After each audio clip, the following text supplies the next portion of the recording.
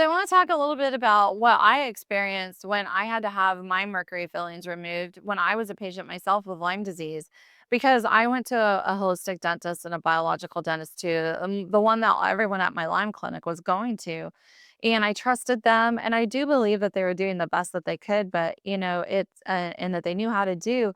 But I didn't know it then, but I know now that I do this for a living and own a clinic where we treat a lot of people with these effects is how dangerous and severe mercury poisoning can be.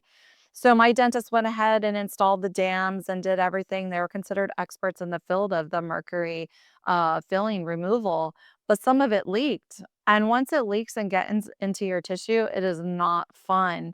And this was before I knew about EBOO. And so I luckily knew about detox and strategies and supporting my detox pathways because I was in Lyme treatment, but we didn't have something like we have now, like EBOO. And when the mercury causes massive anxiety, massive dyssymbiosis in the gut.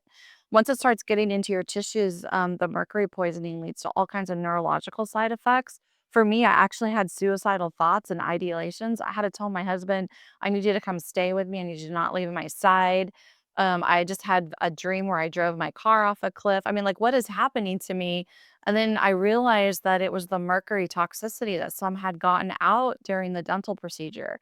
That's why it's so important to go to someone that you trust, a dentist that's well experienced in the mercury removal, because it's nothing to take lightly, but it needs to be done because the heavy metals are so toxic, especially and so toxic for our bodies and so toxic for our immune systems and for our nervous systems. But make sure you go to an expert like Dr. Vane, a good holistic dentist that and ask them what they do for their procedure. Do they do the dams? Do they do all these things? Because once it's in your tissues and once it's in your bloodstream, it can be very serious.